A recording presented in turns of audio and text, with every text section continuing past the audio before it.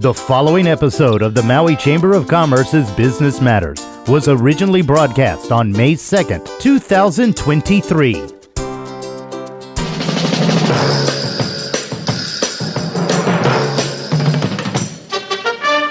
Aloha and welcome to Business Matters Radio Show, sponsored by Mokulele Airlines. I'm Cindy Paulos, and I am honored and happy to be filling in for your host, Pamela Tumpop, president of the Maui Chamber of Commerce. We got a great show for you today.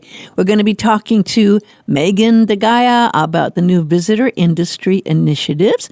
Also, we're going to learn about the Kuikahi Village project from Lawrence Carnicelli, and then we're going to learn about Chamber member Island Way technology. Our first guest here is Megan DeGaia. She's the destination manager for the Maui Visitors and Convention Bureau. And she is quite a wonderful lady who's been working with nonprofits and doing a lot of work for a long time. She became the destination manager for the Maui Visitors Bureau and Convention Bureau. And you're originally from Northern Virginia, where she studied conservation and women's studies at George Mason University. She first came to Hawaii over 19 years ago to volunteer on organic farms. Over the years, she's worked as a grant manager. Oh, what a great title that is. A marine naturalist, environmental educator, and youth service provider and community magazine publisher. Welcome, Megan. How are you this morning? Good morning, Cindy. Thank you so much for this opportunity. Well, I am just very happy to meet you, and you have quite an impressive background. And it's so great to be able to talk about East Maui. We have a lot of listeners in East Maui, and it really can be a hot spot. I don't know, how many 2,000 people at least a day drive out there due to its popularity. Can you share with us more about the East Maui Tourism Management Pilot Program?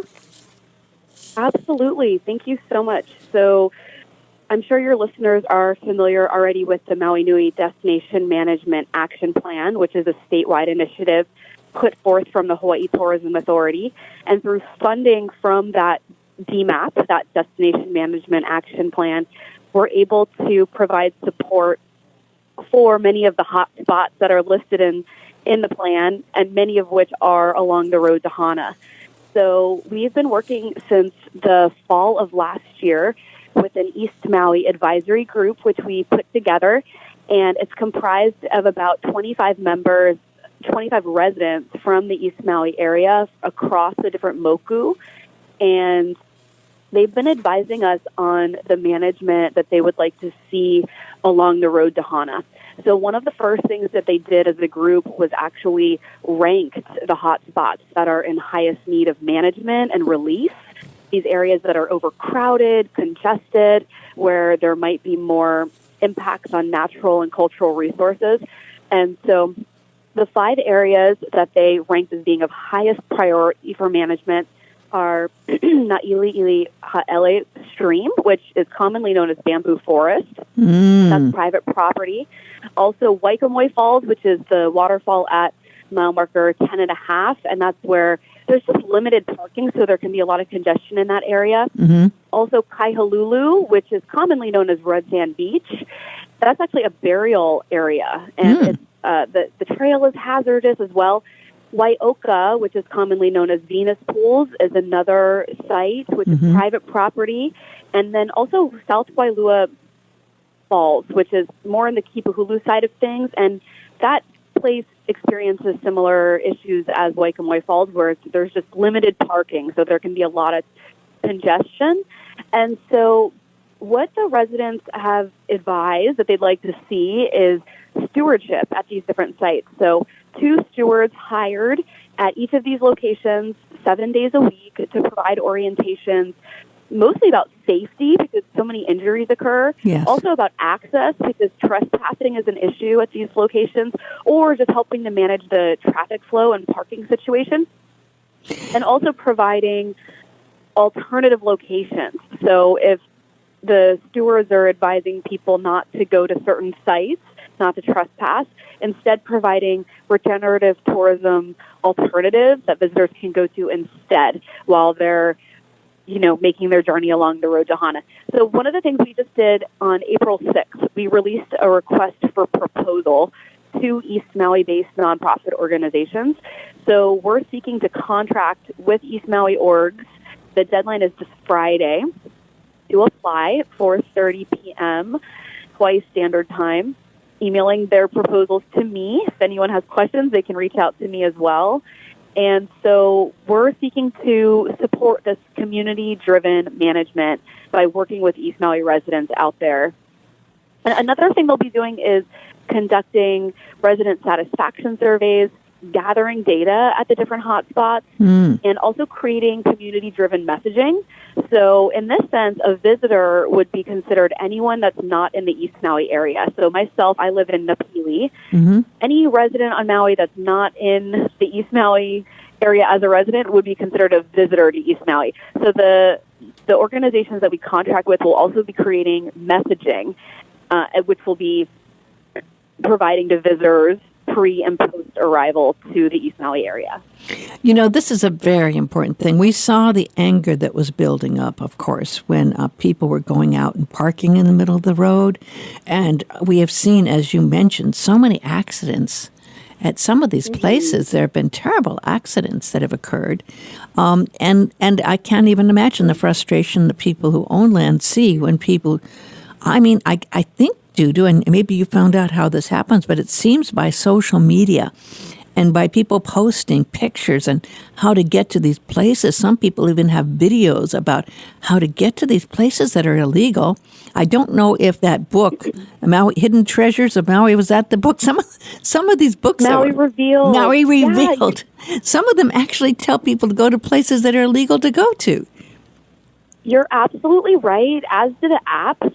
And we, that's why pre-arrival messaging from the Visitors Bureau is so important, because that way we can, partner with the community, learn from them the message that they want to get out to visitors, and then amplify that message and try to interrupt that narrative that is going out on social media and so many different platforms, apps, and books, which are sharing information to secret sites that are often on private property and impact, wildlife too. There's endangered monk seals that haul out on secluded beaches in the area, and we've heard from East Maui residents that there can be as many as 30 visitors, on those beaches at the same time. And 10 years ago, nobody knew about this beach, for example. So management is key. It takes all of us to come together to move this mountain. And to your point about the injuries that occur, at the end of April, the Visitors Bureau, Hawaii Tourism Authority, and Maui County, we did a huaka'i, a 2-day journey to meet in person with the East Maui Advisory Group that we're so thankful to be working with. And one of the things that we learned that was really eye-opening from the East Maui residents that just highlighted how necessary this management is the mental health and emotional impacts that result when visitors do have injuries in those areas. And the residents in East Maui, they have so much aloha, even though it's the tourism out there can be such a challenge for them. It also, they have so much aloha in their heart that when injuries occur, they're the ones that spring into action to respond to care for the visitors there. And it leaves a lasting impression on them when injuries occur. So for that reason, we recognize the necessity and the importance of working together, working with the community to bring relief to these areas. Yeah, and I would think also that some of the places that are the hotels, the bed and breakfast, and even the restaurants, some of the restaurants out there, if they had, safety flyers or things that they could have that people could be aware of. You know how it is. If anyone goes to a restaurant, the first thing they ask if they're visitors is, tell me about where I can go that will be the best waterfalls, or tell me, they always want information from the servers or people behind the right? So those are resources. How are you going to pick the people who are going to be patient enough to deal with all this out there? So the East Maui Advisory Group was clear that they wanted the management to be taking place and to be driven by them. And so that's what we're supporting. So we'll be contracting with these organizations that apply, and they'll be the ones doing, we'll be part of the interview process as well, but they'll be the one creating the job description and really directing the process in that sense. And yep, we'll absolutely have collateral and all of the information that can support educating visitors about the places that they are welcome to go to, where they are invited, and where it's appropriate for them to go. And it'll be a learning opportunity. I'm sure you're familiar with the work of the Hana Highway Regulation Association, Napuahu'eu, and she found that 96% of behavior along the road to Hana that is unwanted, such as trespassing or illegal parking or what have you, is mitigated in the presence of a witness, so to speak. Mm-hmm. So this has also been done in Pololu Valley as well in the state. And so it seems to be an effective model, and we're thankful we have this opportunity to work so closely with the East Maui residents for the first time to bring about this change. The guardians of the land out there. Yes. You've been also working on an interesting, very important subject, which is the health of the ocean. So important about fresh water and also the land-based ecosystems. Now, this is a project you've been involved in caring about for a long time. What are some of the initiatives that you're working on implementing right now? Thanks for asking. So just recently, we were able to deploy our volunteers that we're working with through Maui Nui Marine Resource Council, excuse me, to begin monitoring and refilling the mineral-only sunscreen dispensers throughout the island. There's 19 placed at popular beaches all throughout the island of Maui and one on the island of Lanai at Hulapo'e Bay.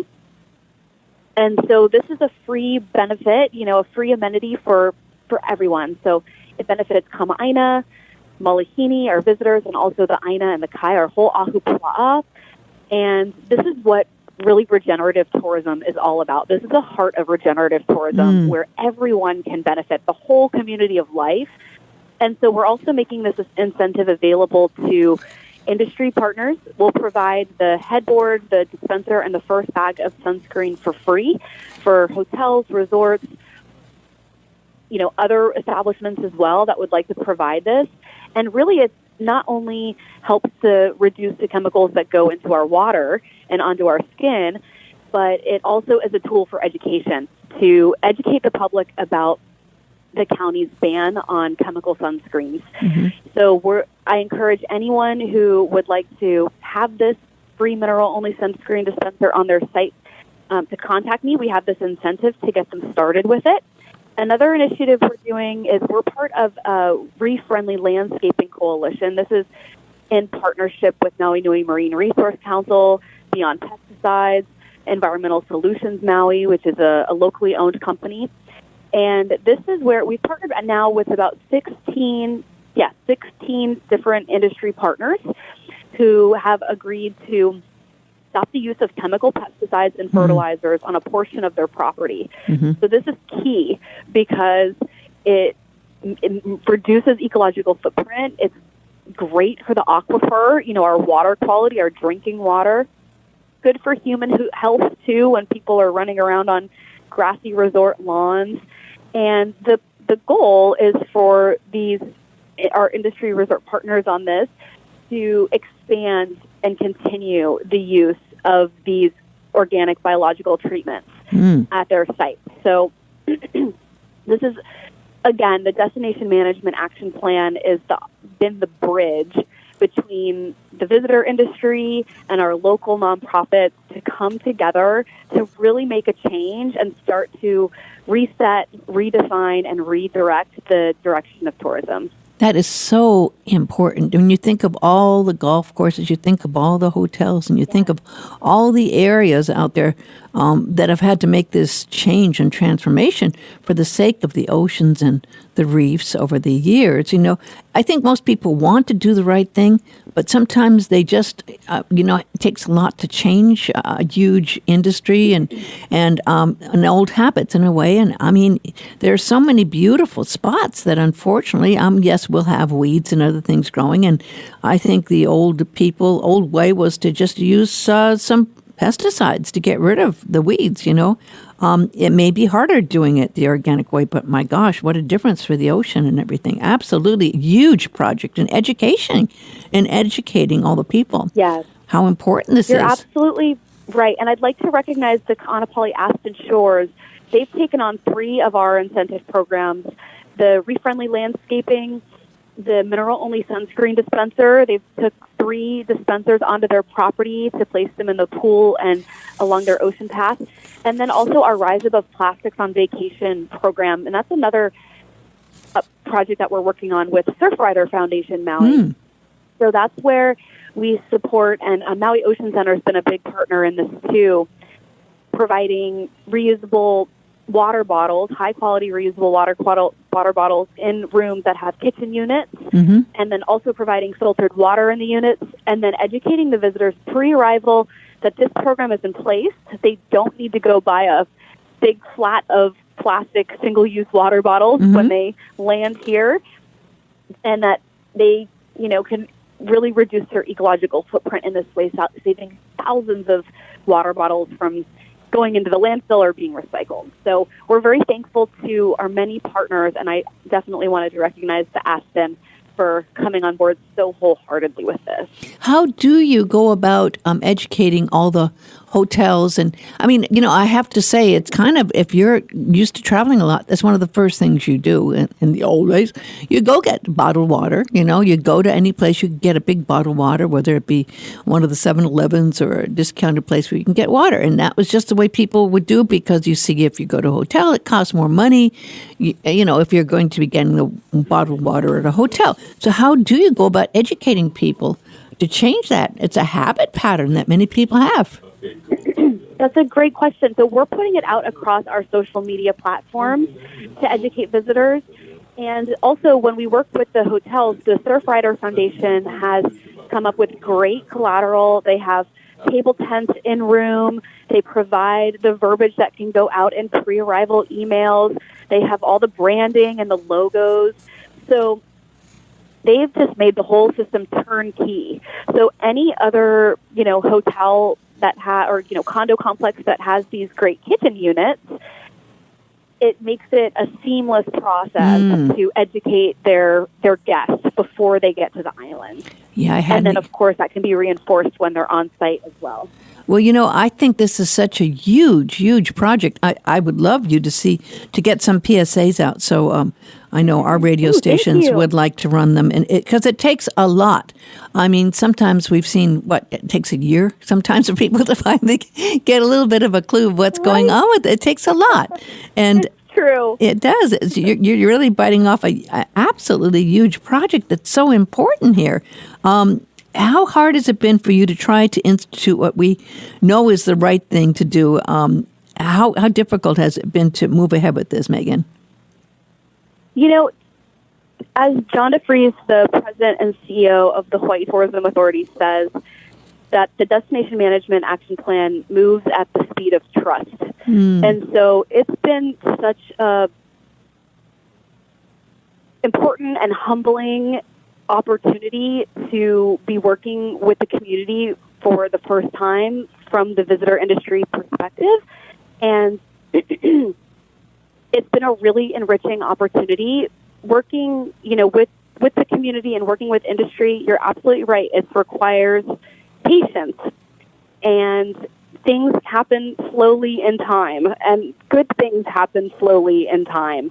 And so we're thankful that the Hawaii Tourism Authority, who's providing this funding through the Destination Management Action Plan, and who is working so closely with us on initiatives, for example, like the ones we're doing in Molokai and out in East Maui, they understand that, this change, this redirection, it's doesn't happen overnight. This is a big mountain that we're all working to move, and we all want to see positive change happen. So, yeah, I know that. I remember personally, it's been a practice of patience. Yeah, definitely. I remember when they did that ocean safety video, a really good one, but it landed up. They were going to show it on the airlines, but it didn't get played as much. I'd love to see people on airlines getting some of these messages before they arrive. Being able to watch it on their screens on the plane, right? Yes, and there's actually 13 airlines that are playing our videos. So Great. The messaging is going out, but you're absolutely right, just with regard to, the nature of device watching on airlines has changed. It's more on personal devices now. Yep. And to your point, it's a challenge to catalyze the shift in understanding and awareness. So we're partnering with Maui Nui Marine Resource Council to add more airport advertising about mineral-only sunscreen, and we have a new 60-second ad out on the radio as well to educate the public about mineral-only sunscreen also. So, and we appreciate opportunities like this where we can, reach your listeners and hopefully get the message out. So thank you so much. Well, you're doing wonderful work, Megan. I am really impressed with these wonderful changes that are so important for the entire island's safety. Respect the Aina is so important, and we need to. Everyone needs to, and we can also educate people in a polite way if we have a chance. Not an angry way, but a polite way. But I thank you for the work you're doing, Megan. What's the best way to contact your information? What site can people go to find out more? People can email me directly at megan@mauivb.com, and my name is spelled Meagan. Okay, Megan, I have to say, I love what you're doing. You're doing a fantastic job. So I really appreciate you getting up early and taking the time to call in and explain what the work you're doing, which will really make a change in the health of the island and preserving this beautiful, beautiful place we call home. So thank you, Megan, and a big aloha. Mahalo and aloha to you as well, Cindy. Aloha. Mokulele Airlines operates the largest commuter airline hub in the country, right here in Kahului. Fly Mokulele from Kahului to Molokai, Lanai, Hana, Waimea, Kona, and now Hilo. Mokulele also operates the only flights between Kapalua and Honolulu. There is never a middle seat on Mokulele, and every seat has a window and aisle. Visit mokuleleairlines.com and take your next flight from the newly renovated Mokulele Terminal. And welcome back. I love Mokulele Airlines, by the way. I am so happy to have a friend of our radio station, Lawrence Carnicelli, VP of Development and Alaula. Alalau. I'm pronouncing your name wrong, Builders. And you know what? You used to be on our radio station here, Larry. It's good to hear from you. How are you? You know what? I'm wonderful. And Pam, you sound a lot like Cindy this morning. Yeah, Pam's on Oahu, and she called me and said, Cindy, can you help? And I always say, I love Pam, and anytime I can help you, Pam, I am more than happy to. And I get a chance to talk to you. You are doing some wonderful work as a longtime affordable housing advocate. I know you've been on that for a while, and you've served as both Vice President of Development of Alaula. Can you pronounce that right for me? Alaula. Alaula, LLC. Alaula. Yeah. Yeah. And ALAULA. Well, you can. I don't want to be the Olelo police, but it's.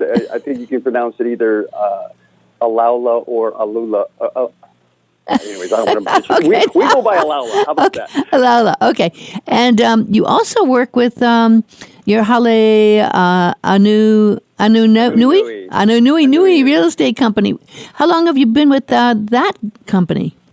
Well, the Hale Nui Nui is my own company. I've had my real estate license, and I've been a broker for 23 years. So that's just kind of a continuation. But really, the focus that I have today is not on the real estate side. It's really on the development side of 100% workforce housing is what Alaula has focused on to date. We are the only company so far that has used the county's 2.97 fast track workforce housing ordinance to do for sale homes. We don't do the for rent homes. We do the for sale homes. We are currently finishing up phase 2 and phase 3 of our Alaula project, which is in North Kihei. And then Friday, and we can talk about that, but Friday we got our last approval from the county council on our Kuikahi Village project, which is in Wailuku. Congratulations. And that's 202 homes in Wailuku. Wow. Where's that going to be?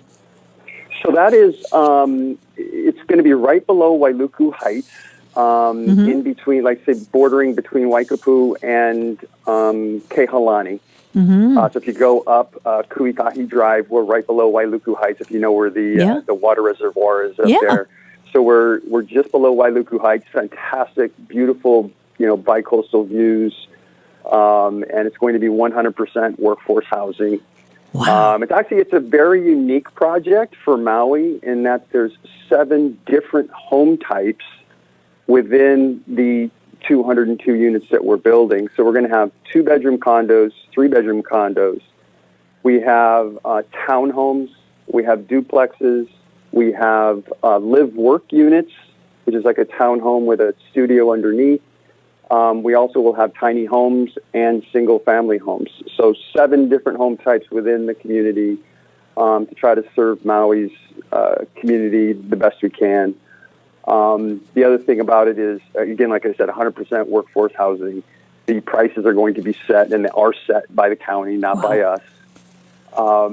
It's also unique in that this is the very first neighborhood that's going to be 100% owner-occupied by deed. So in perpetuity, this will always be owner-occupied residence, so no second homes, no vacation rentals, no even long-term rentals. It's going to be just, if you buy here, you live here, you're going to own there and your family's going to live there. So that's actually a really unique thing about this as well, is that we're building truly a Kama'aina neighborhood, which is really pretty exciting. And it's prime real estate. That's a great spot. It is a great spot. Actually, people can go to the website, alaula.org, and you can bounce around there, but there's some nice pictures of what it looks like up there. It's like I say, it's a fancy neighborhood. Wailuku Heights, we're just right below them. Yeah. So it's actually going to be great. Yeah, it's going to be fantastic. When does your work start on building this? Yesterday. Like I said, is the entitlement process was a really long process. That's I think the part that goes unnoticed oftentimes in the community. People like to talk about what's holding up, housing, and like everybody likes to talk about permitting, but just the entitlement process is very, very long. We just got our last discretionary permit, like I said, from the county on Friday, and so we've already started on construction drawings and site work and those things, but we hope to be breaking ground and start moving dirt in June.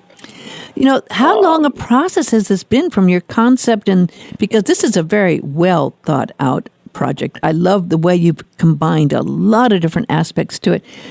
How long did it take from that first setting the idea, sitting down, and then making it happen at this point and getting that final approval? 2.5 to 3 years. That's not too bad, considering some of the ones. That shows you knew what you were doing. Well, yeah, I mean, Mike Atherton, everybody loves, Waikapu Country Town. I think Coach is on year 16 or something like that. So we're hopefully not going to fall into that situation. But I mean, we had to do the full-blown environmental assessment, so we had to do a full EA on the project. There's some off-site, there's some regional infrastructure type things that we're going to have to also attend to and take care of. And actually, I even though, is 2.5, 3 years doesn't sound like long, it is a long time, but we definitely got a lot of help along the way, and I want to give Council Member Gabe Johnson a shout out, in trying to get through. He was in charge of the Affordable Housing Committee, when we first started the process, and him and his staff were very, very helpful. Tasha Kama, who is now the chair of the Affordable Housing Committee, extremely helpful. Chair Lee, extremely helpful, and also Department of Housing Human Concerns. also very, very helpful. People want to, say, bag on all the reasons why things don't happen, but, people really do effort and really do want to see housing built for Kamahina families. Oh, yeah. And so I also just want to give, those folks that have really reached out and really been trying to help the credit that they deserve as well, because sometimes, they just hear the negative side, not the positive side. That's true. Well, how are you going to go about getting applications and getting people, because there's going to be a lot of people who want to be a part of this, and how do people get involved, and what are the prices going to be? That's a great question. I'll answer the last part first. Is we don't know what the prices are going to be yet. Prices, like I said, are set by the county. There's a formula that has to do with what the median income level is for the county, and then there's formulas in a big matrix. Without trying to divulge anything, there's also work being done right now with the council and the administration to try to bring those home prices down further than what they normally would be. So I can't, I don't want to make any representations as far as the prices go. Mm-hmm. But there is a euphemism out there that you're like, what's truly affordable, and yes. We hope to hit those prices. As far as how to get involved, so again, because it's workforce housing, as per the county, they will all be sold via lottery. And it's something that is, we will do, but it's overseen by the county. And so there's a bunch of things that you have to do, and qualifications that you must have in order to even qualify for a workforce home on Maui. Like, you have to be a resident. Your family income has to be within a particular range. For this particular project, we're going all the way down to 60% of area median income, all the way up to 140% of area median income. You can't, anyways, there's all these different qualifications. You also have to take a class, a first-time homebuyers class. But we will start taking applications for the lottery sometime this summer. We're hoping, we're going to break ground around June. We're thinking that we'll start taking applications in July and then conduct the lottery sometime, say in the winter, sometime around November, before Christmas is what we're hoping. And the other thing that's very unique about this particular lottery that we're doing that hasn't been done before is the lottery will be weighted. Your chances of getting drawn will be weighted based on the length of time that you've lived here. I love that. Thank you. Yeah. So, if you're someone that moved here yesterday, you have a less chance of someone that was born and raised and, say went to Baldwin High School and lived here your whole life. So, that's something that the council last session tried to implement, and it's in the process of, and we agreed that we would try to do that because we think it's just fair, saying let's try to do that and give, say, a weighted advantage to those that say need it the most. I am so happy to hear news of this. There's going to be a huge demand, of course, don't you? Well, yeah, I get phone calls nearly every day. And it's actually kind of fun because it's interesting. Like I said, we do have our Halikaiola project, which is in North Kihei, and we still have a couple of homes there that, if you're interested, people still can buy. There's a couple people that have dropped out, and so there's some openings there. But it's amazing how many people saying, no, I want to be in Central. Yeah. There's nothing in Central right now. Yeah. We really want to be in Wailuku, Central Maui. Upcountry's great, Kihei's great, North Shore's great. But, I live and work in Central Maui. I want to be there. So I do believe that there is going to be a huge demand for these homes. And we hope so, because, if there's a huge demand, it just means that we're putting people in homes. Well, and that's, people have been saying and hoping and praying for something like this for a long time. I actually started looking again to see what the effect of all the higher interest rates were going to be. And I was still shocked at the fact that the prices are still up there. As you know, that price is at $1.2 million for an average median home still right now on Maui. Yeah, that is, it dipped a little bit and then it bounced right back up. It's Maui is still Maui. We have limited resources, we have limited land, and it's still a very, very desirable place for people to be. And so, yeah, it's crazy that we're well over $1 million to live here. Yeah, I just, unfortunately, I've been hearing too that I thought the rents might come down, but I guess because people are buying homes and they pay more interest rates, that the rents in some cases have gone up because people are wanting their mortgages covered. It's like, what? It's like, yeah. Well, I think part of that too is just a function of supply and demand. We're true. not really building anything. Yeah. Not much. I mean, we're starting to a little bit. I think that we're starting to see a lot of the affordable for rent projects go up. There's a couple in Kihei, a couple in Lahaina. They're starting to kind of pop up here and there. But even that's for a limited range of people. It's typically for either the 60% of AMI and below or the 50% of AMI below. So, there's still even, people that maybe make more than that. You say, like, think about this, is we're having a hard time keeping doctors. yes, it's true. So, I mean, we do have rents Yep. are crazy, and that's because we don't really have the inventory. But part of the reason why we're at $1.2 million is because we don't have the inventory even for, It's true.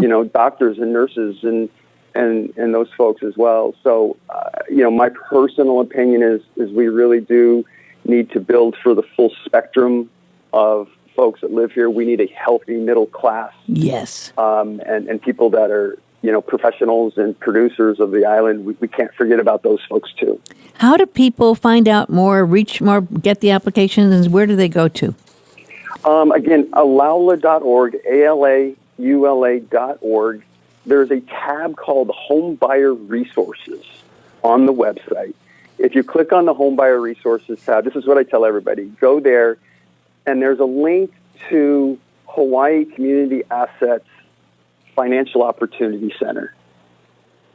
This is a nonprofit financial opportunity center that has a tremendous amount of first-time homebuyer classes, programs like, down payment assistance programs, helping you fix your credit, get you into the class, that you need to take in order to even apply for a workforce home here on Maui.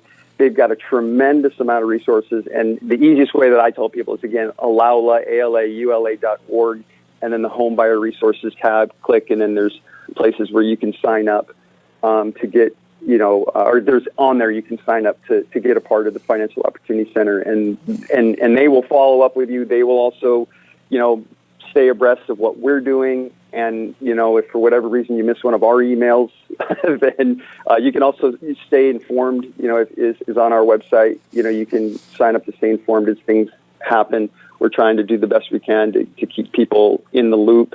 So they don't have to call me every day and say, hey, Lawrence, what's happening? You can either go to the website or get one of our update emails.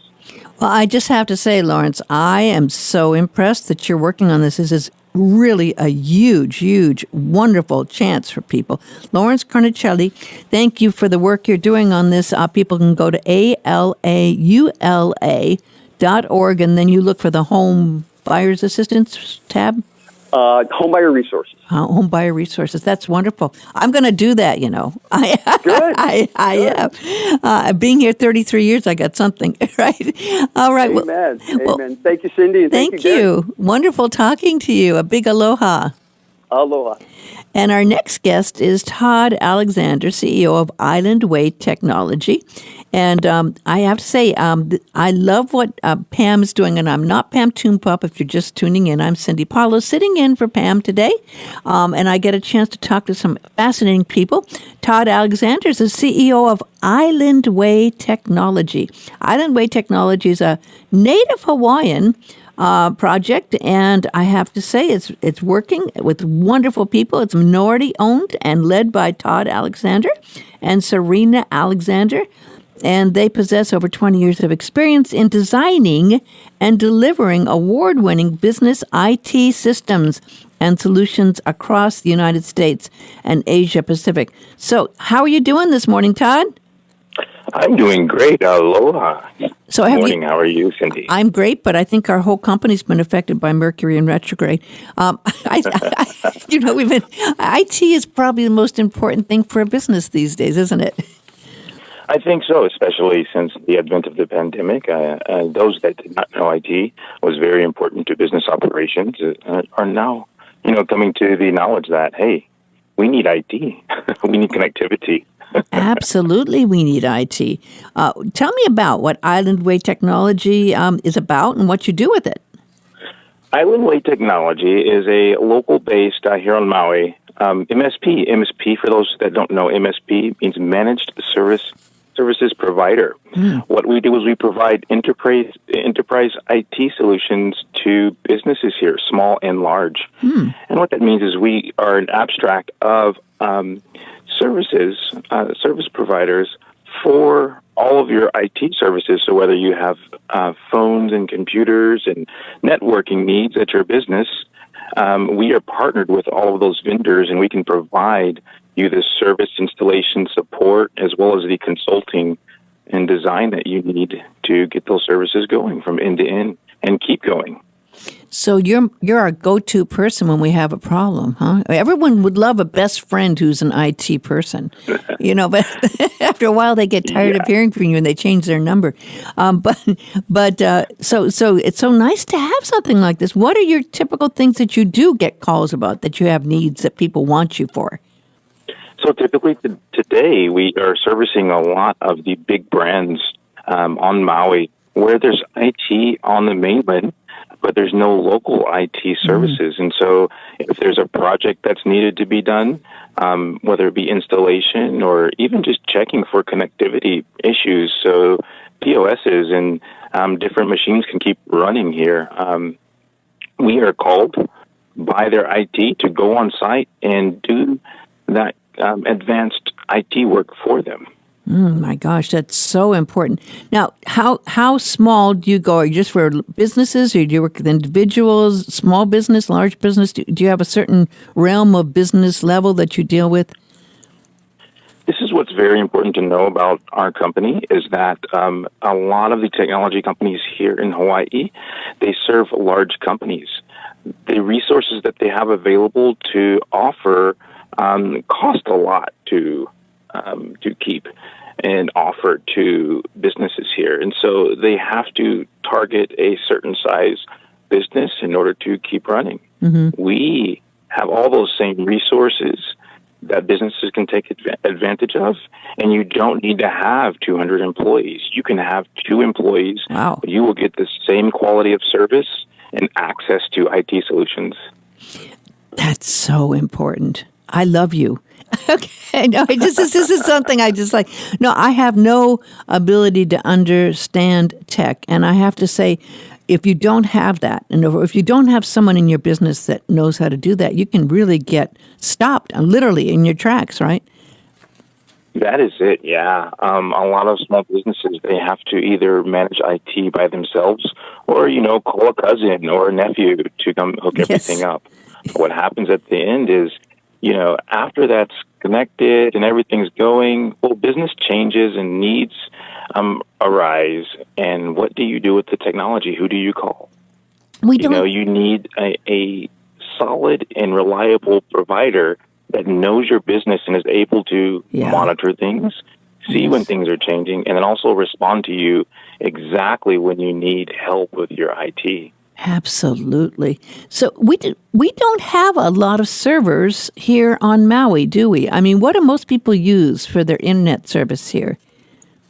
So a lot of people are moving to the cloud. Businesses are moving to the cloud here. So when you need more technology, you need more storage space, you need more compute power, the cloud is right there for you. But a big issue that we have, especially here on the island, is reliable connectivity. Yeah. We have to connect to the internet for these services. But what happens when it rains or when the 2 services that we have here available just don't seem to work for our services that need to continually run? Oh, no. I mean, I have to just tell you a story. We've had no email for like 3 days. With a business like ours. And that's like out of, I think, about 50% of our people use that service, and they've been. Well, I don't mind mentioning it was GoDaddy. We went through GoDaddy, and they had some issues and some stuff, and it's like, oh my God, people do not know what stress is until you can't get your emails for 3 days. It's like, and we didn't really have a go-to person like you, so. I mean, that's the first thing you want in a business is having someone you can call and say, hey, what do we do? I mean, help. Yeah. I have to say, I think that internet tech people and people like yours, technology people, have to have a lot of patience. Is that a job requirement when you're in the tech industry? Oh, it definitely is. If you can imagine with doctors and nurses, they have to have bedside manner. It's the same thing with technology. It's not an easy thing to understand, the body of the IT infrastructure. And so, but it's very important. And so we as professionals must have some type of patience or a lot of patience at that for the people that do not specialize in technology but need it and need to be aware of what's going on with it. Well, I find this to be so true, really, because people don't like to sound like they're stupid. And sometimes when you have even a number to call for tech help, they make you feel so stupid. They're just like, I'm sorry, I'm stupid, but I don't know how to fix this. What button, where? What are you talking about? And the next thing you know, they want to take over your computer and going, I don't know if I want you in my computer. I just like, but it's a minefield out there for people who don't understand technology. You may even answer that call from India that says that there's a problem with your Microsoft server and they want to take over your computer, which is, I know enough not to do that, but yeah. But there are people out there that do because they go, I don't know, is there a problem with my computer? I don't know, whatever you say, right? What are the things when people call you and want your help? How do you set up? Is it based on levels of help, time of help? How do you base your levels of service? So we provide what's called managed services, and what that provides is an ongoing service from month to month based on a subscription to manage different components of your IT infrastructure.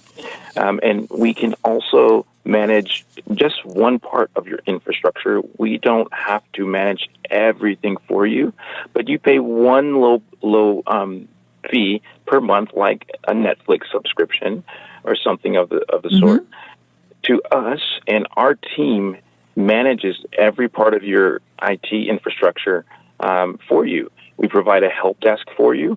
Wow. So you can call us, whether it be by phone or whether that be by chat or whether that even be by text message.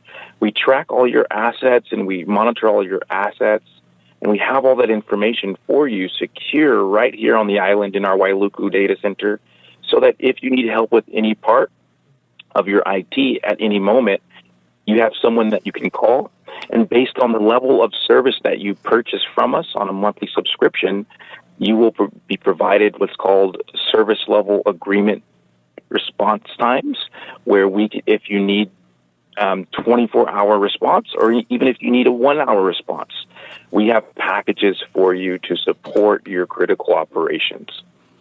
I think that sounds brilliant. I think you've really come up with something really important, Todd. I mean, this is something that there's definitely a need for, right? I mean, it's not like we are in Tech City here in Maui, especially here, Wailuku Town. It's like there's just not a lot of options for this kind of thing. And these days, and I know, I mean, if we were to hire someone to be our tech person full time, they get paid a lot of money, right? Yeah, absolutely. Absolutely. The average IT salary today is at about $110,000. Wow. And so many businesses are challenged with finding tech talent, much less just the talent that they need to handle the frontline work for their operations. So when you need technology so much, what do? When there's a lack of tech talent around, but then when you find tech talent, you have to negotiate against high salaries that you cannot often afford. Well, what do? And people, I'm sure you have heard horror stories, people who've had people and they've had them working for them. Maybe they left the business in bad terms or something, and that person has all their information. Then there's a crisis of what do? You have to change everything in case that person has all the information, the passwords, and everything you need about all your business, right? So that is it. There's been stories I've heard that's like, oh my gosh, what do we do now, right? You don't want to ever get your tech person angry if they're in-house, right? Not a good idea. Exactly it. And that is something special that we do as well. We see a lot of the IT companies here. They take over everything. And you have to go through one gatekeeper at the IT company to get access to anything at the point where you need to change hands of your business or acquisitions or mergers take place. Yep. What we do is we build up your IT infrastructure and then train one in-house employee, whether that be you or someone else, to co-manage your IT infrastructure with us with no what we call friction to your internal or normal business operations. Wow. So that's very important to our core value, knowledge and training. And so we want to make sure that you yourself has understanding or access to your whole infrastructure at the time where you want to even change IT companies. I think be able to brilliant. do that. You sold me, Todd. We will be calling you. How do we call you? How do we reach you? How do we sign up right now? So anyone can email me at todd@islandwaytech.com. And that's TODD at islandway, WAYTECH.com. You can also call 808-460-8222. Again, that's 808-460-8222. If you email me directly, it'll be me responding, not a robot, and so that's what I recommend. And I'm going to actually copy this down. Give me that email again. It's Todd, TODD, at islandway, WAY, tech, TECH.com. Todd at islandwaytech.com. I am going to contact you. I think this is a brilliant solution. I think you're onto something huge, and I am so glad you called in and that we found out about you. Thank you so much, Cindy. I really appreciate it, and I'm excited about being on the call today. Thank you. Well, that's all the time we have for today's Business Matters program. It's sponsored by our friends at Mokulele Airlines. And I'm Cindy Paulos. It's a pleasure to have been able to fill in for our friend Pamela Toompops on Oahu today. She's the president and wonderful hard worker of Maui Chamber of Commerce. I also want to thank Amber Custos, who worked hard putting everything together for me today, too. We're inviting you to tune again. On Fridays, you can listen at noon, by the way, and next Tuesday. And we all wish you blessings and the best wishes for a beautiful Maui day. Aloha.